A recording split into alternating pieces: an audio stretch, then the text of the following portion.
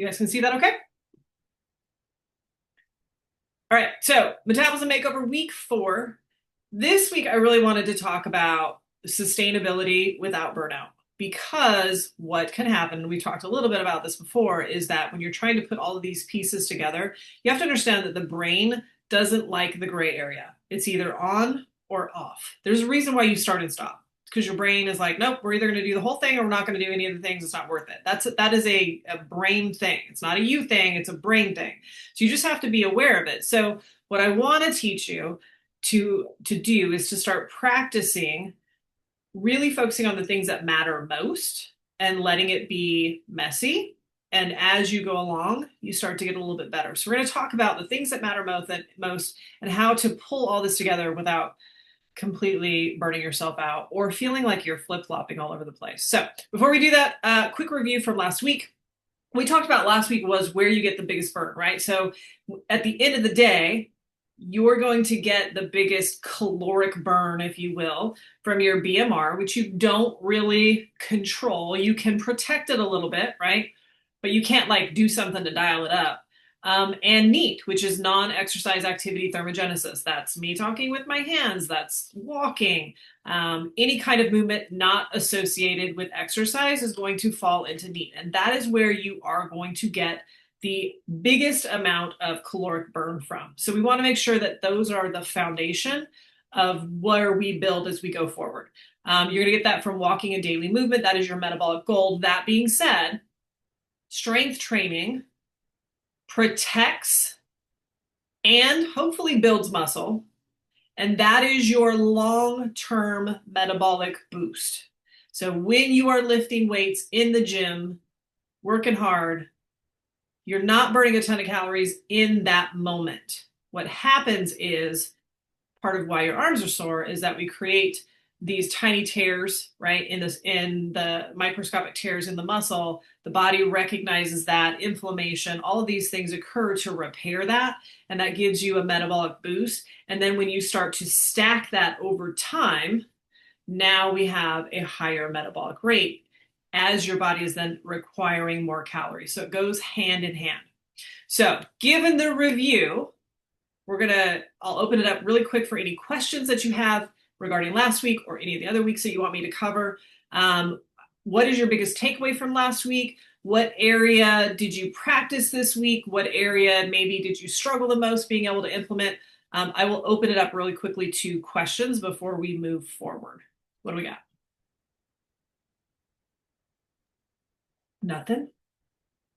You guys are ready? I do. Oh, raise your hand. Sorry. Yeah, no, it's okay. I sent email earlier today because I didn't know if I was going to make it, but I did make it. So Cool. I have a sit stand desk here at home, and I also have like a walking treadmill I can do. And I've I've been I've lacked using it. So is stuff like that, is that something that would be under NEAT as opposed to the heavier exercise? Is that would Yes. that be adding to that? Okay, so that because I don't want to. I wanted to do something that's not too heavy. Yeah. Um, I, So think NEAT is just movement, right? And leisure walking, okay, because we're as humans, we move, right? So it's like I'm moving. right. That's what humans do. We move, right? And this was a good question that I got asked earlier today was so if I'm hitting my 10,000 steps, right? But this particular client was at a place where the metabolism has adapted and it's like, okay, now like how do I start to spread that gap a little bit? We'll go too far down the rabbit hole with that. But it's like, okay, so if I start adding a little bit of light cardio, list cardio, and where maybe I'm walking at an incline and I'm getting my heart rate up just a little bit, but I'm still in that like 65% max heart rate, which category does that fall into? And my answer was it definitely falls into exercise, but it does still count for your steps. It does still count for movement. You just want to make sure that you're not just relying on that because it's going to give you a different metabolic hormonal response than the leisure walking. And you want both. So with the leisure walking, Right. it's going to help with lowering stress hormones. It's going to help with making your cells more insulin sensitive. And the light cardio, LISS cardio, uh, steady state cardio, that is going to actually give you like a nice little boost in happy hormones. So that's kind of Right. nice, right? So, and it is going to give you a little bit more caloric burn in the moment. We just don't want to rely on it.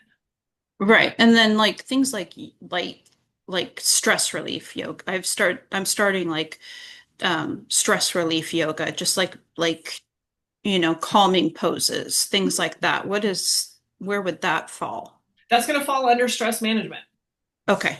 Now, when you are doing that, technically you are still moving. Yes. Okay.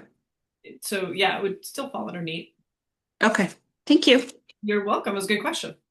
Anybody else? We're good. Let's carry on. Okay, so today we're going to talk about how to pull this all together. Here's what you need to know. And again, we've talked a little bit about this. Not every nutritional decision carries the same weight in impact. So a lot of times it's very easy, especially if you're on social media and you're saying like, do this, do this, do this, do this, do this. And it puts people in a position where they're comparing themselves to people who have been doing this a very long time and have already layered in other habits. So they're not trying to work on water. They're not trying to focus on protein. They've already got all these other things in, and now they're layering in other things. And it can lead people to believe that all these other things need to be done as well, when really you just need to focus on the things that have the biggest impact. We're going to talk about what those are. But examples of this, and this typically will get me in trouble with people online when I say this, whether your food is organic or not. Does it matter? I mean, is there a distinction? Yeah, a small one. Is it a big one? No. At the end of the day, I would rather you just eat protein, water, fiber, right? Getting those things in than being worried about whether your food is organic or not. Now, if you have the ability to get organic food and you want to do that, fantastic. But that's a layer. That's an extra layer. Trying to remove foods that have any amount of sugar in them. That is a really big step. It doesn't actually carry as much weight as these other three things. When you have like post or pre-workout, like nailing like how much and exactly what meals and how to formulate your macros, that actually doesn't have as much impact as your overall habits of what you're doing. Even supplements, right? Like people get hung up on like the perfect supplement stuff, not as much impact. So we want to make sure that we dial in on these things that matter the most, and then we can layer in some of the other stuff. That's why we focus on the high impact behaviors. It's less stress. It's easier to comply, which means more consistency, which means greater results. And that's where sustainability lives. And how you do this is that anytime you feel like you're off or things are not working, all you have to do is run through your core 5 things. And these will not always be perfect, right? So you go, okay, the nutrition big 3. We know that protein, fiber, and water are best at balancing blood sugar, protecting muscle, and being the most satiating way to eat.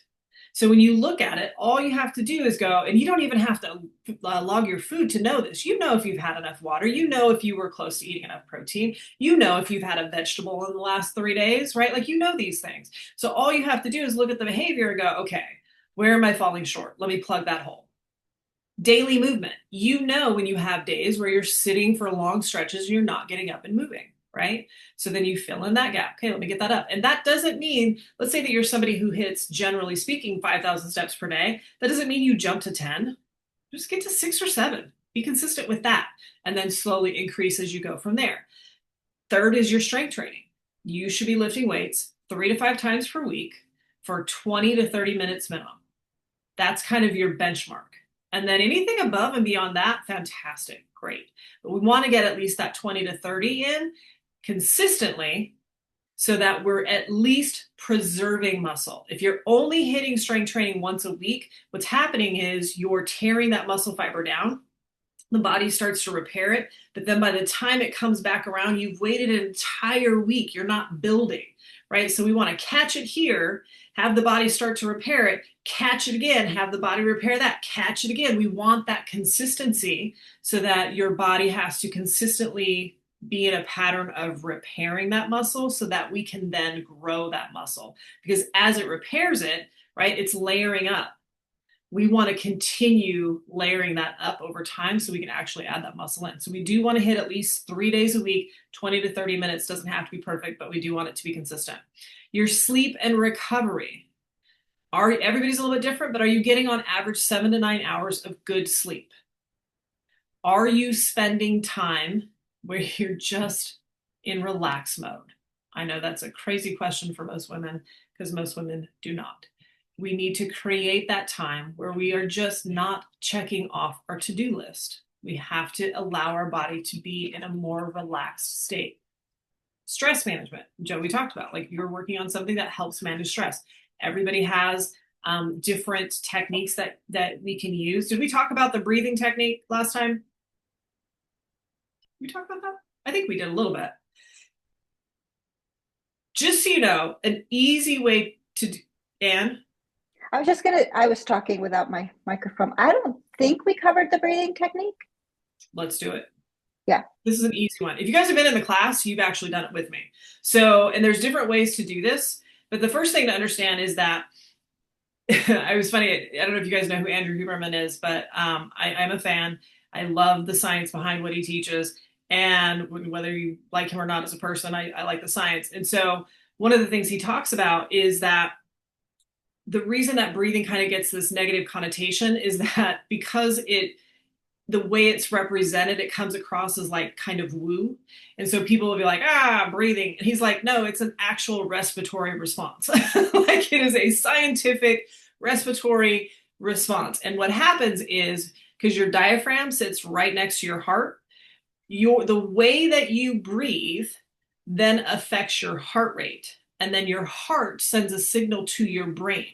So when you exhale longer, if you guys have been in my class, you've heard me say this, make your exhale a little bit longer than your inhale. What I'm doing, if you pay attention, you'll notice all of a sudden you get a calming effect, right? The reason being is that we're slowing your heart rate down. It happens really quick. So as soon as I start exhaling a little bit longer than I'm inhaling, my heart rate slows down. And then my heart sends a signal to my brain, hey, we don't need stress hormones anymore. So then it stops pumping those. So then it calms the nervous system back down. You can do this in a matter of seconds. If your inhale is longer than your exhale, this is a good way to wake yourself up. Be careful you don't hyperventilate. But if your inhale is longer than your exhale, your heart rate goes up. It sends a signal to your brain to start releasing hormones that will make you ready to go. I don't want to call them stress hormones, but it's like kind of a fight or flight, like, hey, let's go. We're ready. It puts you alert.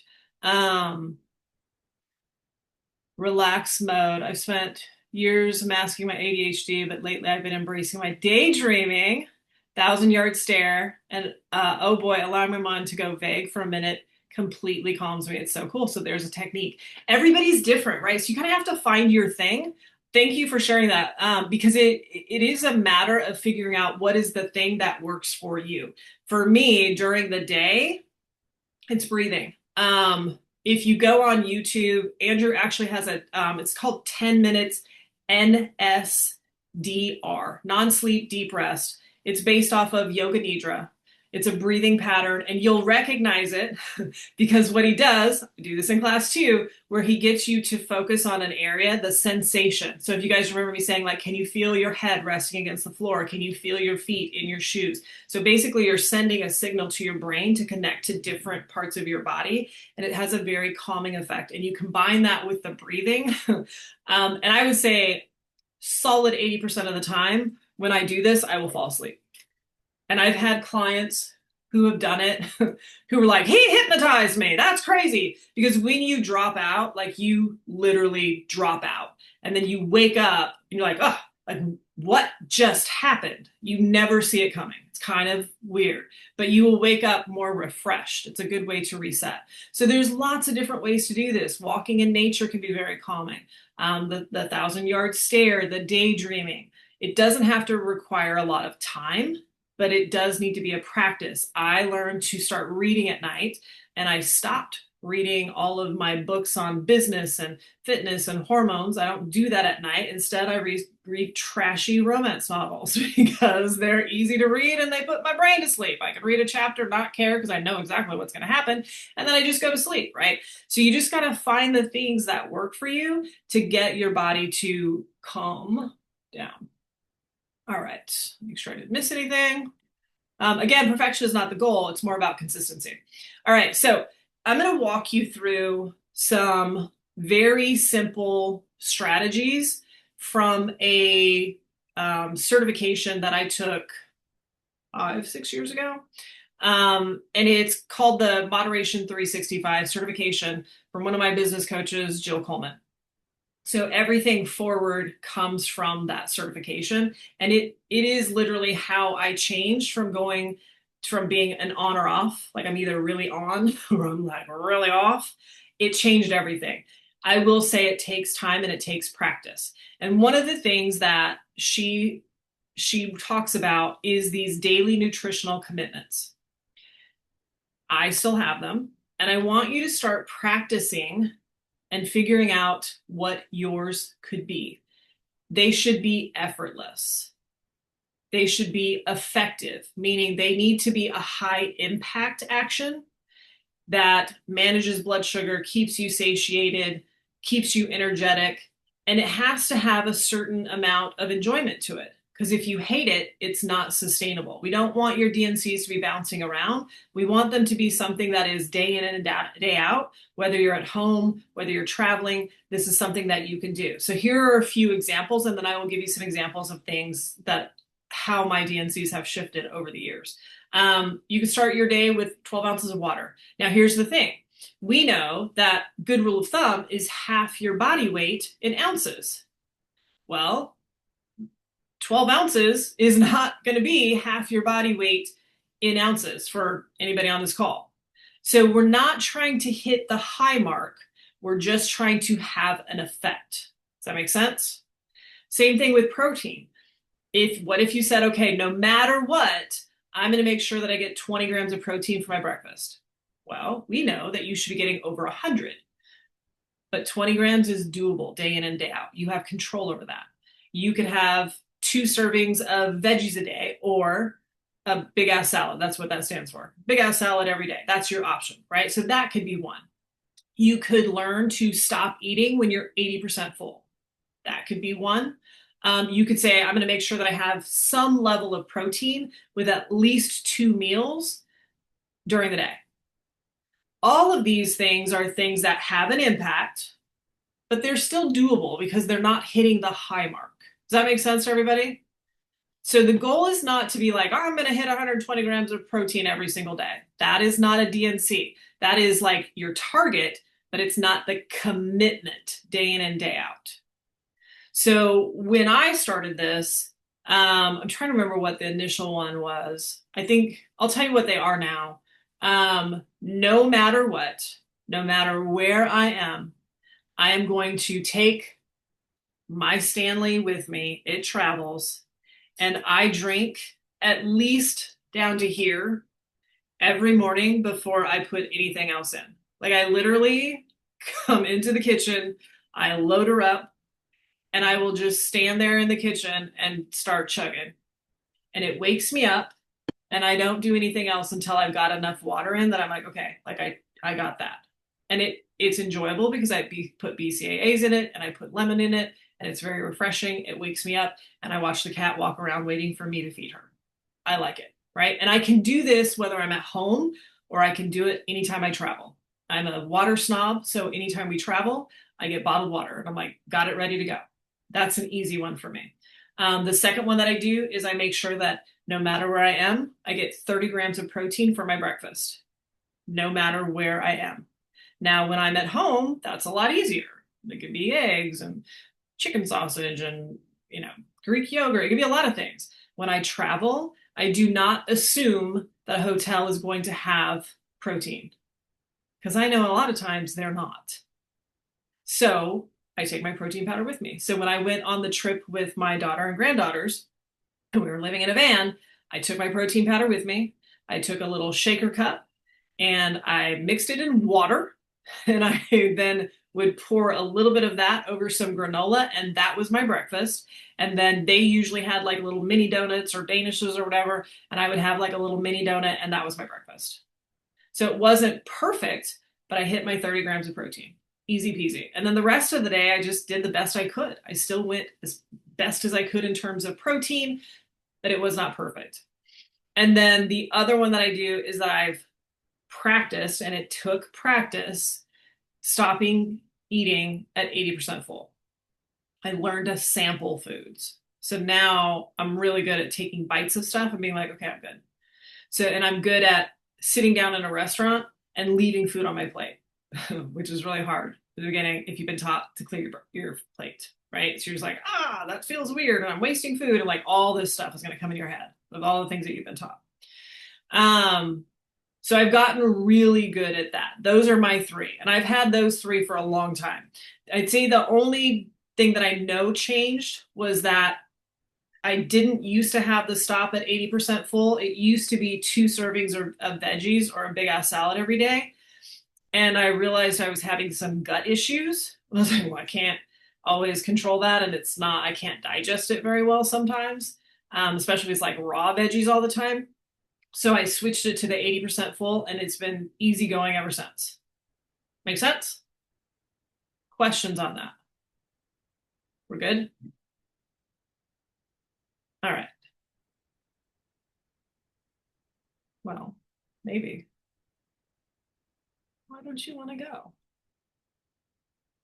We're just going to scroll. Okay. Choosing your DNCs. Here's what you need to ask yourself, and I want you to start thinking about this. What is doable for me? It shouldn't be hard.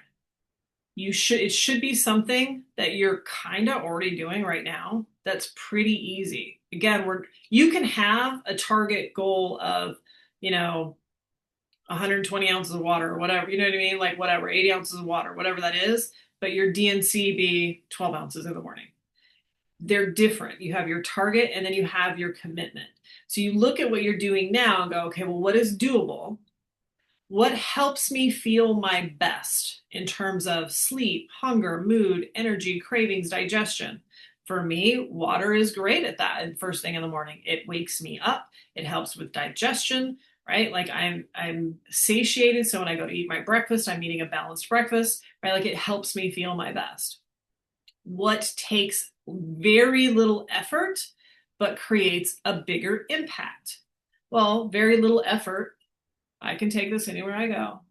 I can get water, taking a thing of protein powder with me when I travel is not that hard, in a shaker cup, not hard, right? So it's got to be something that hits all 3 of these boxes. Your DNCs will more than likely change over time as your habits evolve. That being said, if you pick 3 and you're consistently struggling to actually do them, then you picked the wrong ones and you need to reevaluate. You want to choose the ones that may not be super impactful, but they are the ones that you can do right now. Questions, comments, ideas on things that you think you might want to, that when you're looking at your DNCs that you think might work.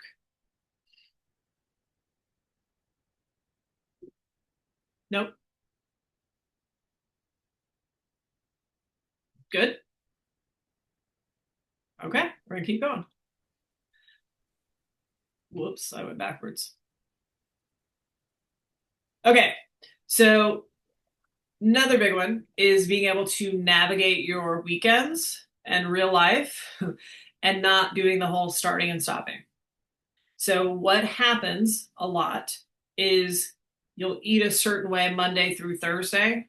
And then as soon as Friday rolls around, it's just like, I got busy. And then we went out to eat. And then Saturday we were in the car all day. We were back and forth and a bunch of stuff. And then Sunday we had a barbecue, right? Like, so then it all falls apart. And so Monday and Thursday looks completely different than Friday through Sunday. Who has ever experienced this? Anybody?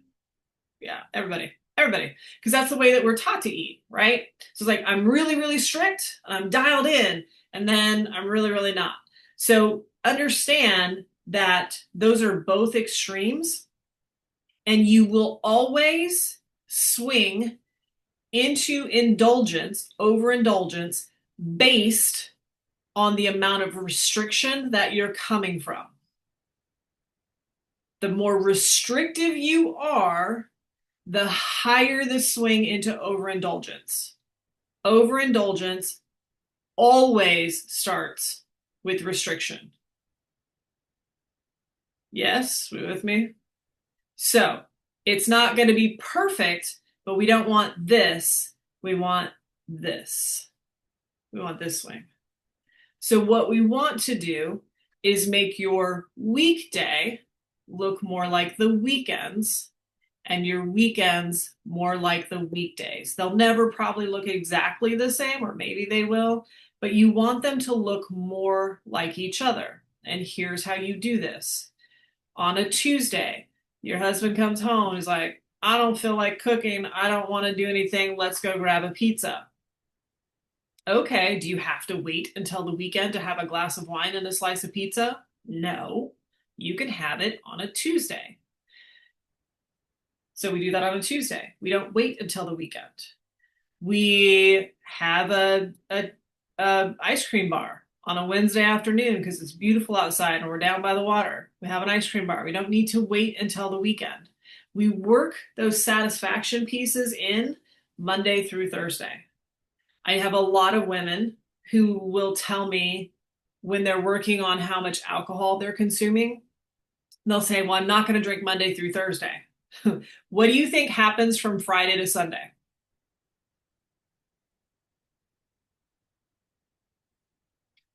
I got to get it in. I got to get it in because come Monday it's dry, right? So they literally will drink more than if they would just have a glass of wine on Tuesday and allow that. So that way they know that at any time they can make that choice. So you just go, all right, well, how many is my max? Is it 2? Is it 4? What is my max that I'm working with right now? And that way on a Tuesday, you ask yourself, well, I really could use a glass of wine or I want a drink. Okay, well, I'm going to do 4 per week. Is it worth it for me to have one now? For me, the answer is usually going to be yes. If I want it now, I'm going to have it now. And I'm going to make sure that I have at least one for the weekend. But I can space them out.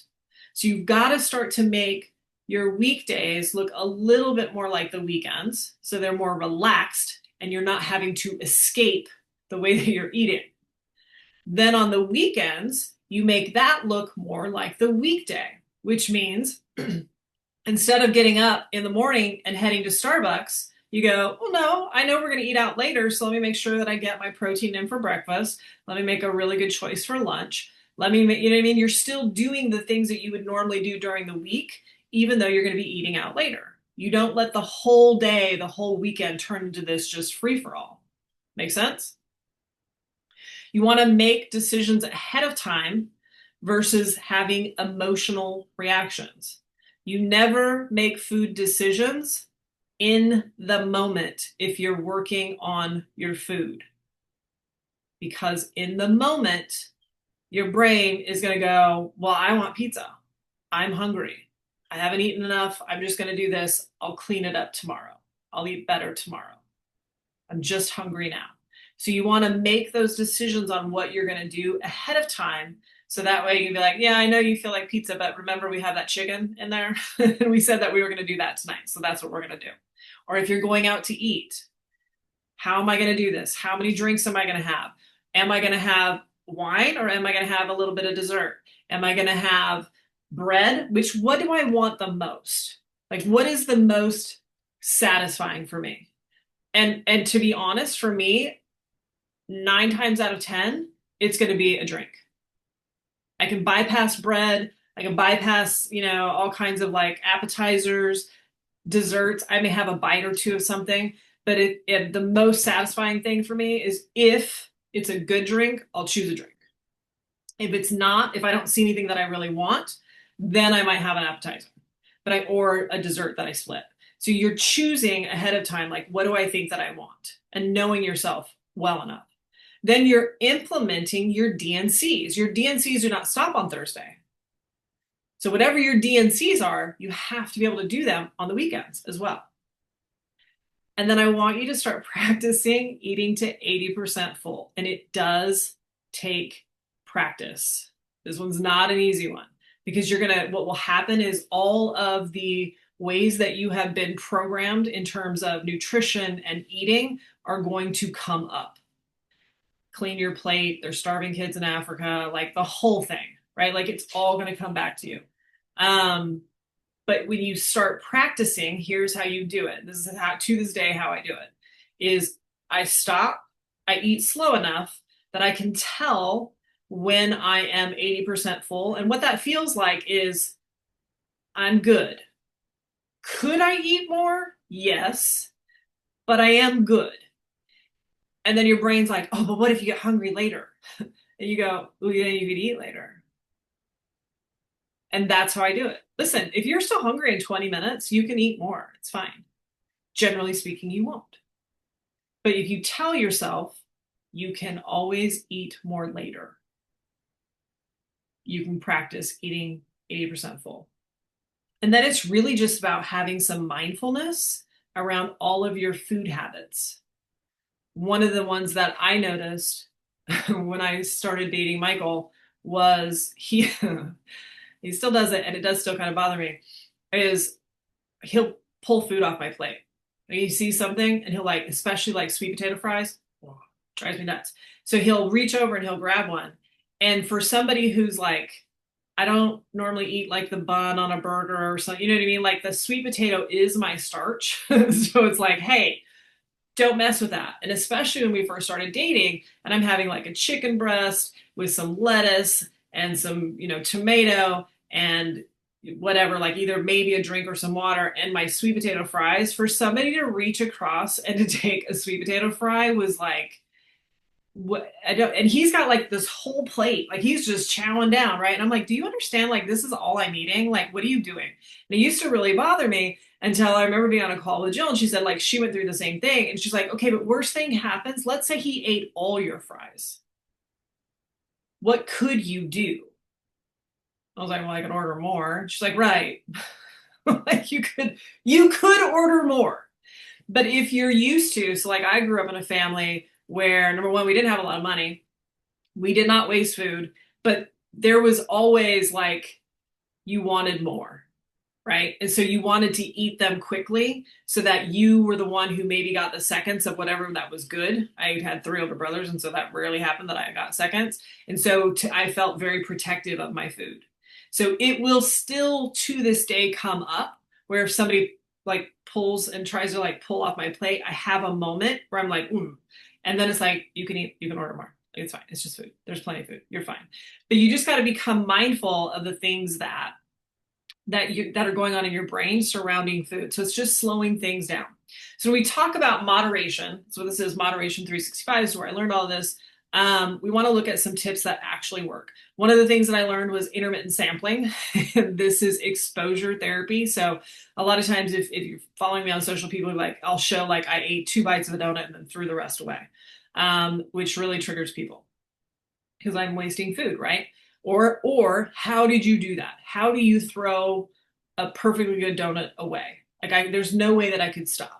And the way that I did it was through exposure therapy. Again, I moved in with somebody who eats a lot of carbs. And at the time, his then teenage son also lived with us. So my counter was just nothing but starch, like in every form. And at least probably 3 different types of muffins or danishes. And those are definitely a weak spot for me. Like I don't care about bread, but stick a good muffin in front of me and I'm going to chow down on it. So I came from an environment where I was very controlled. And so there was no gluten, there was no dairy. I didn't keep stuff in the house and I had my eating down pat. Now all of a sudden I've got all of this muffins and goodness sitting on my counter. And in the beginning, I was eating it all. I'd start with one and then just be like, I'd eat them all. And that's when I learned how to do this. And it took practice of exposing myself to literally everything. Now, I will tell you, I'm not really great with gluten. I'm not really great with dairy. I don't take them off the table because if I do, then that's putting it up on a pedestal. Can't have that. You can't have that. And the second that I get around it, I want it because it's forbidden. It's the way the brain works. So now everything's on the table, and I've learned to take bites of stuff. You take a bite, you put it down. If you want more, Jen, you can come back in 20 minutes and you can have another bite. And you just have to keep practicing it. And I will tell you, in the beginning, you will mess it up. But if you can practice it long enough, you will, it's just getting reps in. You'll get better at it.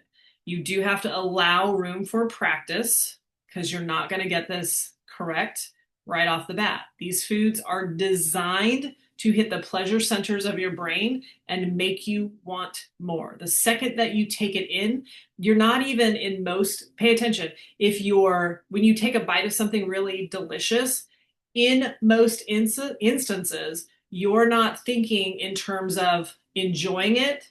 The first thing that hits your brain, anybody want to guess? More. That's what your brain will say. More. Right? And so in a lot of cases, you just don't even enjoy it because you're just trying to get it in. So you want to slow things down so that you are more aware of what's going on. And that way you are in more control. We want to shift our language. We're not cheating, we're choosing. There's no cheat meals. There's just meals that you are not in alignment with maybe your fat loss goals. It's fine. You're human. You're choosing those foods. We're not cheating. You're going to anchor into your DNCs when life gets chaotic. So anytime you start to feel like you're off track, you're going to anchor back to your DNCs. Am I hitting my DNCs?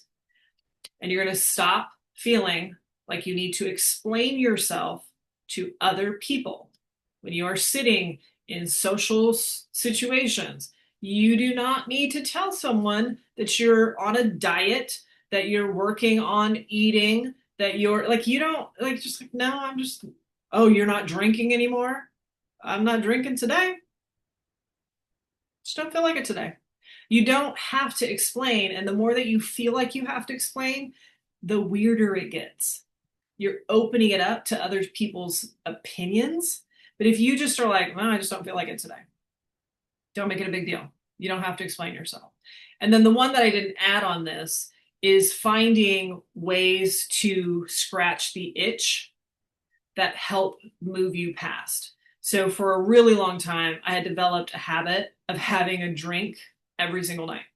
So there's like this little like trigger that goes off in my brain around 4:30 every day. Still happens every day, 4:30, ding, drink, right?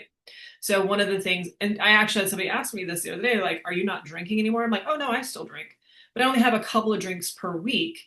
And the rest of the time I find ways to scratch the itch.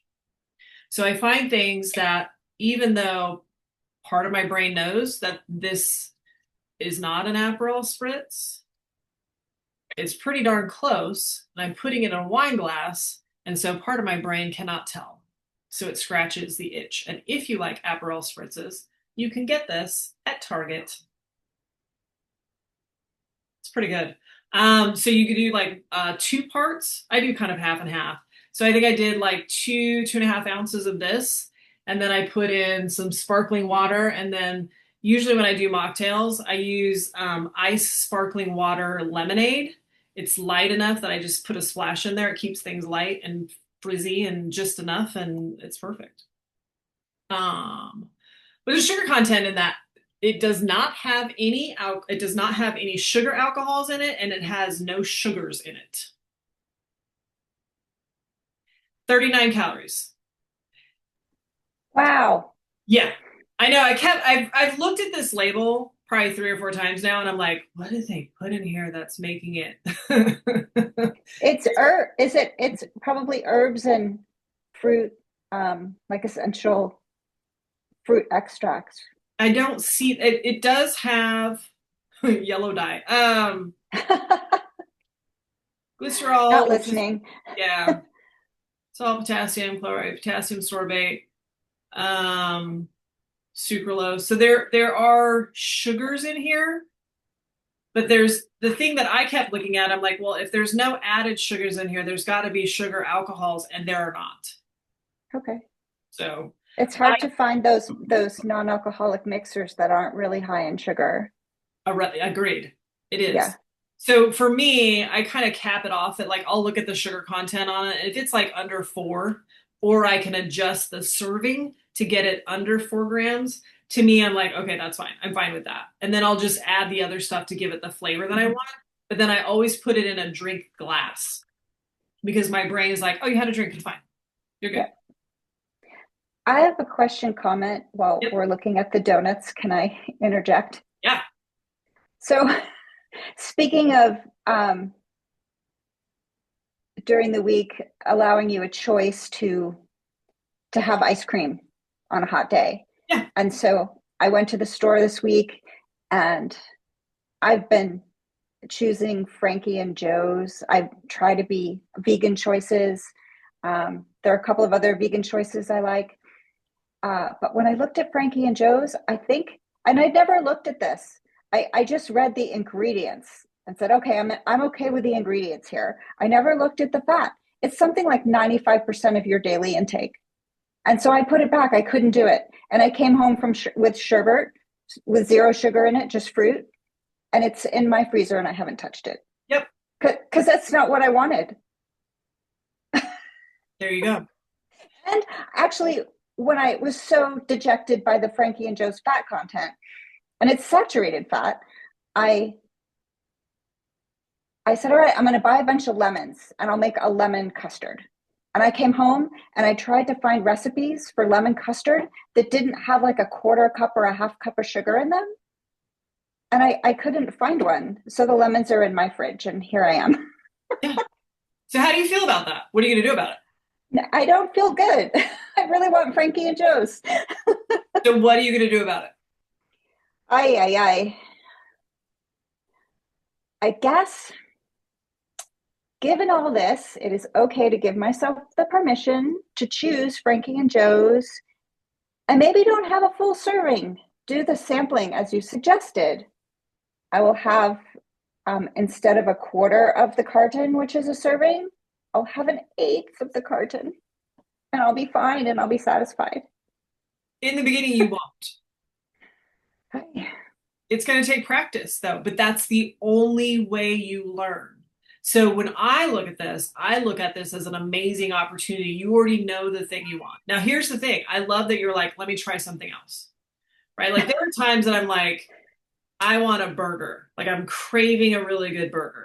And I'll go make myself a burger bowl, right? Like I'm like, oh, burger over fries and ketchup and like I'll make a burger. And sometimes it scratches the itch. And sometimes I'll have that and it's like, I want a burger. I want a like burger. Right? And so then I'll just go have one. And then sometimes I finish it, sometimes I don't. Sometimes I'm like, oh yeah, I'm good. Like I just wanted a couple bites of it. I scratched the itch, I'm good. What I would do is I'd go buy the ice cream that you want. And I would practice taking 2 bites, putting it back in the freezer, walking away and going, Anne, you can go back in 20 minutes and have another bite if you still want it. And that's how you're going to teach yourself how to do this.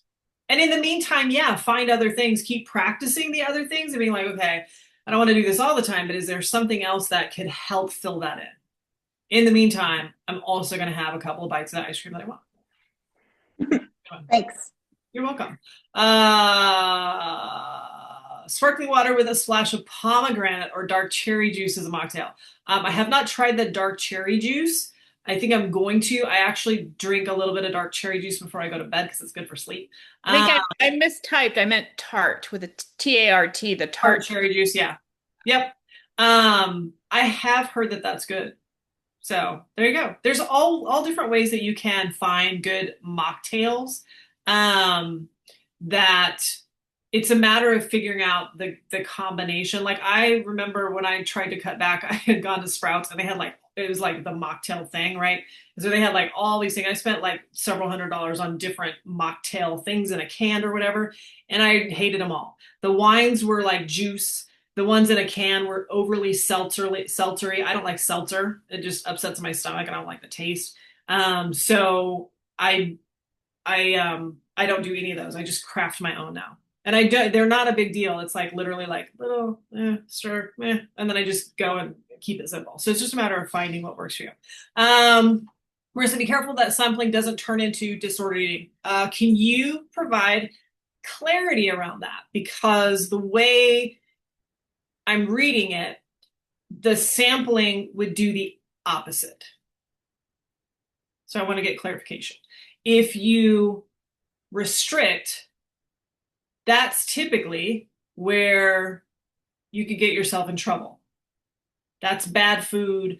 I can't have that, because when we restrict too tightly, you will swing in some form or fashion. So the idea behind sampling is nothing is off the table. So you can literally eat whatever you want. And yes, in the beginning, you probably will eat a little bit more, but you figure it out. You can't get to the other side until you try it. So if I'm missing something, Marissa, which I may, it sounds like I might, provide some, I can't unmute. Let me see if I can find you.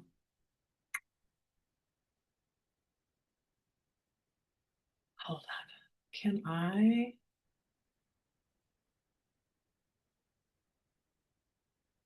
I just clicked for you. If it shows us a little thing that says click here to unmute.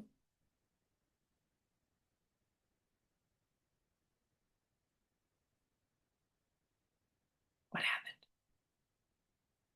I'm going to come back to you. See if you can figure that out. I don't want to dismiss it. So if I'm missing or misunderstanding, let me know. And I like Dram and Orabora, sparkling waters with herbs and adaptogens and fruit, no added sugar. I am liking ones that you can find that are, that do use herbs and things like that. I do like those a lot. I'm finding some that work pretty well. So that's all good stuff. All right. Don't think I missed anything. Let me get rid of this guy. Okay, so to recap, your metabolic system, support system, we want to stay consistent without burnout by anchoring into your core 5 that we've talked about. We want to use our DNCs to simplify, not overly complicate your nutritional plan. We want to ditch perfection and aim for 80% and a good rhythm. We want weekends to be part of your plan, not a separate thing. You've got to get your brain, catch it. If you pay attention, you'll catch it from on off to ebb and flow. That's more the verbiage that we want. We want to ebb and flow. It's just going to do this a little bit more, but we don't want hard stops and starts. You want to keep coming back to the things that work, not what's trendy, figuring out what worked for you, figuring out what things that didn't work for you, going back to the drawing board and going, okay, I didn't like this, kind of like Ann did. I didn't like this. This didn't work. Okay, go back to the drawing board. Try again. And then accept that there's no arrival. And I think that this one is a really big one, because I think that, again, this is probably a human brain thing, but I think that people think that like there's going to come a day where you won't be tempted by sweets and you won't have days where you overeat and everything is just going to be like, this is just who you are and everything's great, right? Like that's not going to happen. I still have days, they don't happen very often, but there are days where I overindulge. I just eat a little bit too much. And I'm like, okay, I didn't like that. Or I ate too much gluten or what, you know what I mean? Like whatever it is, there's no arrival where everything just falls into place perfectly. And you're just this perfect human who eats perfectly. And this is the way you do it. Like there's not that. It is simply a practice that you get better with over time. Okay, so let's put it into practice. I want you guys to pick your 3 DNCs. I want you to write them down and track them for 7 days and see how you do. These are my 3. This is how I did. And then I want you to reflect. What felt easy? What was simple? Got these, right? What struggles did you hit? And what will you do differently? Get out of the practice of saying, I'm going to do better. And instead ask yourself, if I want a different result, what am I going to do differently? Try a different strategy. Well, we just did that with Ann. We're going to try a different strategy, right? That's all this is. We try something, it works, it doesn't work. We go, okay, what am I going to do this time? And then we try that. And we just keep fine-tuning it until you figure out the things that work for you. All right, guys, what questions are you? So today's our last day. I'm going to open it up. You can ask whatever questions you have. We've got about 5 minutes left. I will stay on and answer questions. Please don't feel like you have to stay. If you have to go, I totally understand. I appreciate you guys being here. It's always way more fun when people are on and engaged. So, what do you guys got?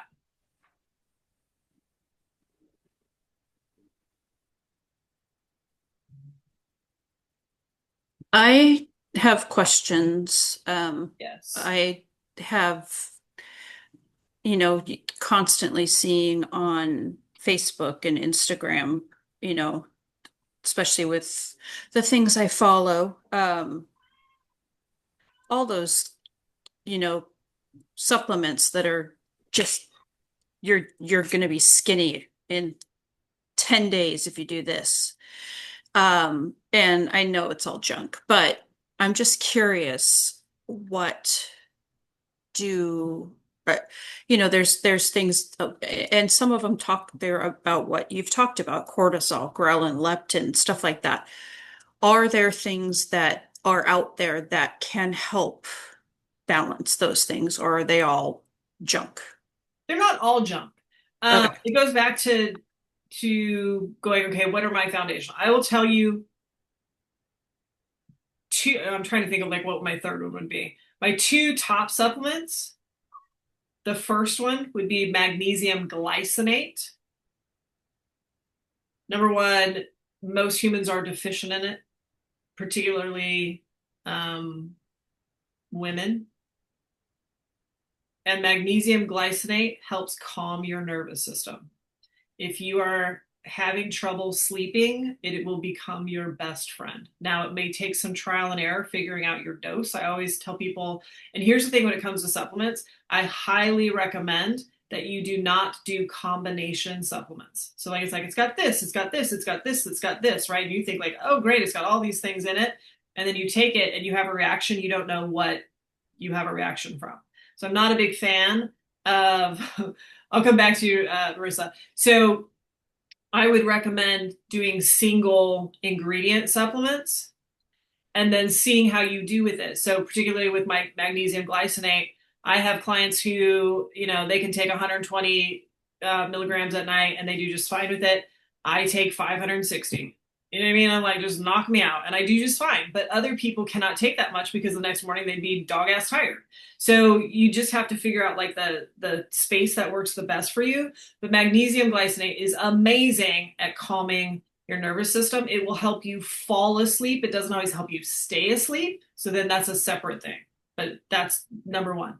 Number two, in order to get enough protein, most women need help in their protein.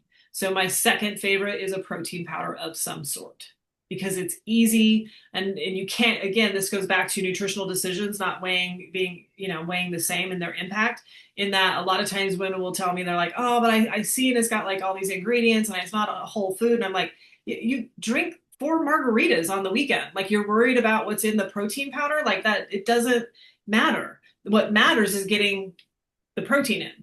And then getting as clean of a version as you can that you like. If you're getting a protein powder that's like super, super clean, but you have to choke it down every day, not for you. So that would be probably my second. And then I'll go into sleep again. This is probably one of my third, and this one's tricky. So I'll give you the disclaimer on it. There is a supplement called Cortisol Manager. You can literally order it off of Amazon. I've been taking it for probably 3-4 years. I do not run out of it. It basically calms your nervous system down. It is a supplement that has multiple ingredients in it. And one of those supplements is called L-theanine. Now, L-theanine is really great at helping you hit recovery pretty quickly. Like it kind of drops you into this really sweet space, and there's tons of benefit with that. However, what can happen, and it has happened with a couple of my clients, is that they drop out so deeply that they get such a restful sleep that then they wake up between 3 or 4 and they're like wide awake because their brain is like, no, we're good. We're ready to go. And so like they can't take it. The serving size on it will tell you 2. So if you try it, the suggested serving size will say 2 If you're going to try it, I'd recommend starting with one and then pay attention to your sleep habits. If it's waking you up at night, then it's a no-go for you because it's dropping you out too deep. Those are probably my top three. And that's called Cortisol Manager. Correct. Okay. And you got it on Amazon, you said? Yes. Okay. You can order it through the company as well, but I don't. I make sure I keep it on hand and I've never had an issue. Okay. I just, yeah, I mean, I do, I use Calm sometimes, and then I do have a magnesium chewable that I usually take before bed that helps me fall asleep. I'm gonna have to see What's which that? type of magnesium that's in that. And just so you know, there are different types of magnesium. Yeah. They're related, but they all kind of have a separate specialization, if you will. So like citrate is good for like if you're constipated. Glycinate is good for if you need to calm your nervous system. You can some clients, if you know that you're just battling stress throughout the day. So if I have somebody that if I look at labs and I know that they're having a hard time calming themselves during the day, sometimes you can take glycinate after a workout. But again, you have to test that because it can also make you sleepy. Some people, it just pulls the edge off and they're like, no, I feel great. So that's why I want you to test these one at a time and make sure you know how your body's responding to them. In terms Okay. of blood sugar, those things that you're kind of seeing in terms of that, I don't know of any supplements that necessarily handle, I would say in terms of blood sugar, berberine is, there are lots of studies done on it. I would do your own research on this, but you will find that there are numerous studies that show that it is as effective, if not more effective at managing blood sugar than metformin. I'm not saying this, I'm repeating what research shows. So it's something that you can take a look at.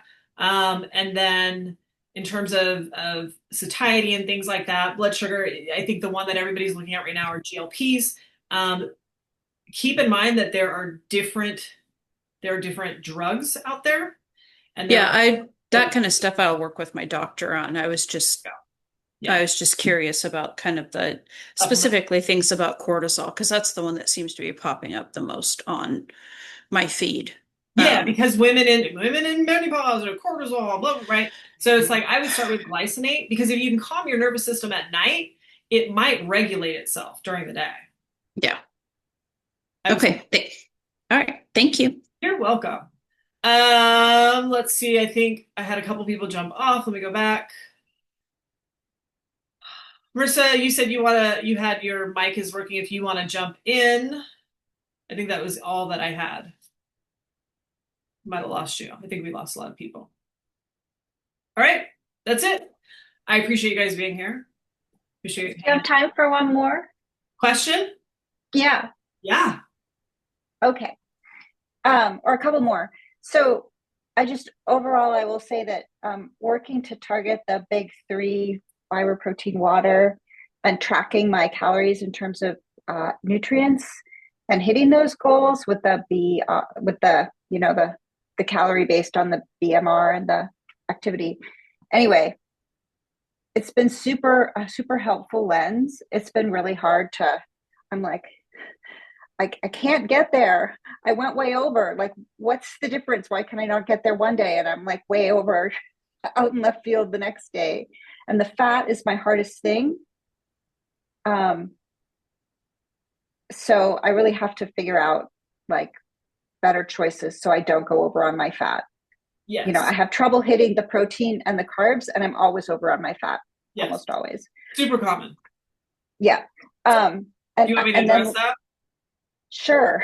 So number one, that is super common, and it's because of the swing. So it used to be like low fat, low fat, low fat, right?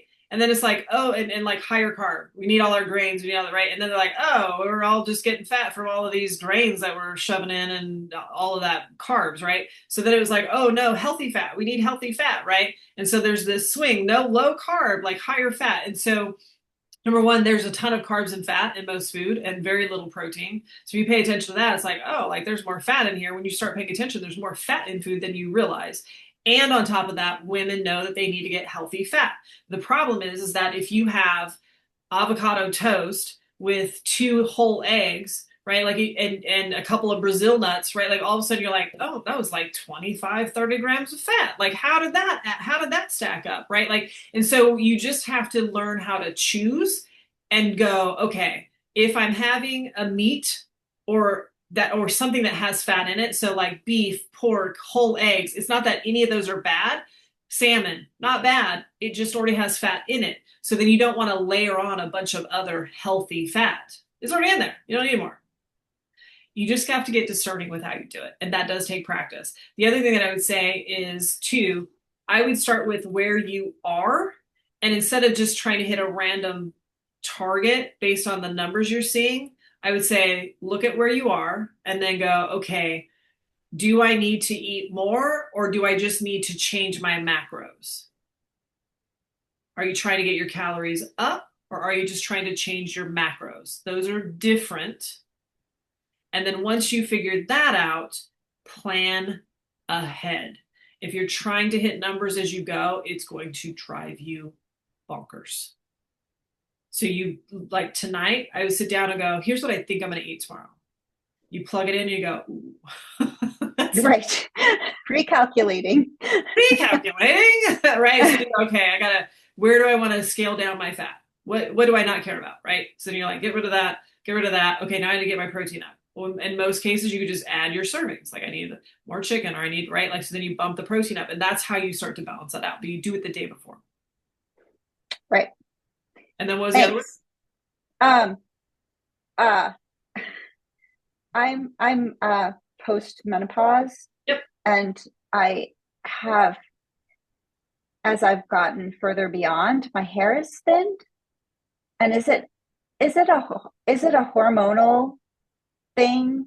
Do you have any advice on if there's any way I can reverse this? And again, if you look online, there are miracle supplements everywhere, but I'm guessing it's all just trash. Most of it's trash. I have no idea. Most of it's trash. So a couple things that we would look at. Number one, the first thing we've got to look at is just overall metabolic health. So remember we talked about the metabolism as an energy system. If it's trying to plug other holes, it doesn't care that your hair is falling out. Does that make sense? It's like, man, we don't need hair. We got to keep her alive. So right. that's kind of an extreme, but it kind of gets you to think like, oh, is that what's happening? It might be. So we look at it and we go, okay, are we filling all the holes? Are we metabolically healthy? That's the first step. Is my blood sugar balanced? Am I getting enough calories? Am I getting enough nutrients?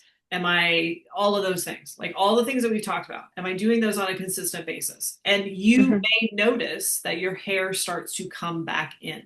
The lady I think I was telling you guys about a couple of weeks ago, new client, in her 70s. And same thing. I didn't even know that her hair was falling out. I could kind of tell because her hair was really thin when we were talking. But along the way, she was like, oh my God, like number one, my hair stopped falling out and it's growing back all through nutrition because she was under eating and like spending 2 hours in the gym every day. Right. So that's what I mean from a metabolic standpoint. Then we look at it and we go, what's going on with the thyroid? Because typically when hair falls out, that's kind of a thyroid. It's indicative of possible thyroid dysfunction. And when your metabolism slows down, that is one of the systems that it will cut energy to. So it's pretty common. I know it's a complicated cocktail. I did just have my blood work done by my doctor and I looked at it and I read your hormonal thing and it didn't hit all the things because insurance just won't pay for it. As you said, blah, blah, blah. But my thyroid supposedly is fine. And my blood work supposedly is fine for all the base things that they do. So I'm sure in the cocktail of all of that, further research is required. Yeah. And I don't think I'm under eating. If anything, I've been like overeating poor choices out of stress. So I'm like trying to recalibrate. So chronic high stress will do that. Yep, that's me. So there you go. So the goal is like, we're not trying to change. I mean, yeah, it'd be nice to change the stress stimulus, but what we can do is figure out how to manage it better. Okay. For another time. another audience. Thank you. So You're I have very an easy peasy last quick one. Yeah. Amino BCCAs. Can you tell us about them? Like, Yes. what are they good for? Branched chain amino acids. Is that what you're talking about? Yeah. Branched chain amino acids. So again, a lot of research you'll see out there will say that they're not worth your money. I disagree. They will say if you're getting enough protein that you don't need them. Number one, my response to that is most people don't get enough protein. We are in an age where a lot of people are not getting animal protein. They're trying to piece it together with plant protein. And so you're missing things like leucine, right? So a BCAA would be great for you because you can't get, it's hard to get leucine from like a plant protein or like in general plants. And leucine is extremely important in building muscle. So just know that you will see a ton of research out there that says like, you don't need it. It's good. It used to be known as kind of like a bodybuilder supplement, but it's above and beyond that because it does help you with energy. It does help you preserve muscle. It does help balance blood sugar. My ladies, anytime we do go into a deficit, love it because it helps with satiety. So they're just like, oh, like it's easier to go into a deficit because their energy levels don't completely tank, and it gives them something to sip on throughout the day that keeps their energy and their satiation like pretty even keeled. I drink it every morning because it wakes me up and it gets me to drink a crap load of water first thing in the morning. So it's like win-win. Right. So, thank you. You're welcome. Real quick, Joe, we're talking about Amazon WellPath Sue's. I don't think that's it. It might be. Let's look. No, it's hold on, I'll put it. It's integrative therapies. Okay, I saw that one also. I just wasn't sure which brand you were talking about. There it is. Integrative therapeutics. I pulled up the active B complex instead, but it is integrative therapeutics. It's the Okay, I'm familiar with that brand. Thank you. That is the one that I take. All right, are we good? All right, guys, I appreciate you being here. Thank you so